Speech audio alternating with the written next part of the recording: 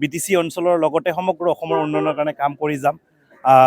লগে লগে এইবাৰ যিহেতু আমি NDA হিচাপে ইলেকশ্যন খেলিম, আগন্তুক দিনত আমাৰ BTC অঞ্চলৰ পৰা 15টা সিটত যাতে NDAক আমি জিকাই লৈ যাব পাৰোঁ, আমাৰ ডাইনামিক লিডাৰে কোৱাৰ ধৰণে আমি একেলগে কাম কৰিম। এটা সুস্থ সবল মগজুৰে মূল্যবোধৰ ৰাজনীতি কৰি আমি যাতে সমাজখনক আগুৱাই লৈ যাব পাৰোঁ, তাৰ কাৰণে আমি চেষ্টা কৰিম। হয়, আমাৰ ছাৰে ইতিমধ্যে কৰি আহিছে, ইয়াত কোনো ধৰণৰ তেনেকুৱা বিৰুদ্ধে নাই।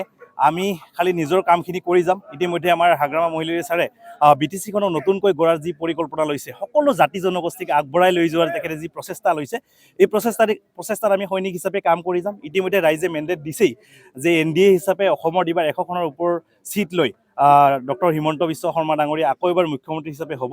আৰু BTC অঞ্চলৰ পৰাই হাগ্ৰামা মহিলাৰী ছাৰে কোৱাৰ নিচিনাকৈ আমি 15টা সিটতে NDA হিচাপে উইনাৰ হৈ আমি আকৌ এবাৰ ডক্টৰ হিমন্ত বিশ্ব শৰ্মা ডাঙৰীয়াক মুখ্যমন্ত্ৰী হিচাপে বনোৱাত আমি যথেষ্ট চেষ্টা কৰিম আৰু তেখেতে হ'ব।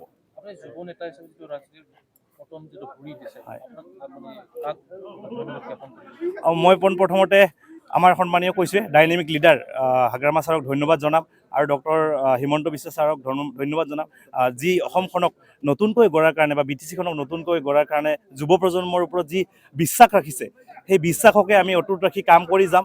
আগন্তুক দিনত আমাৰ কামসমূহ হ'ব কেনেকৈ যুৱ প্ৰজন্মক আমি কৰ্মমুখী কৰিব পাৰোঁ, কাৰণ যুৱ প্ৰজন্মই কেনেকৈ শৈক্ষিকভাৱে আগবঢ়াই লৈ যাব পাৰোঁ, সেইবিলাক বিভিন্ন ধৰণৰ আমি ইছ্যু লৈ পেলাই আমি আগবাঢ়িম। এইটোৱে আমাৰ BTCৰ মূল ইছ্যু হ'ব আৰু আগন্তুক দিনত অসমখনক যাতে যুৱ প্ৰজন্মক আগবঢ়াই লৈ যাব পাৰোঁ, সেইটো আমাৰ মূল ইছ্যু হ'ব।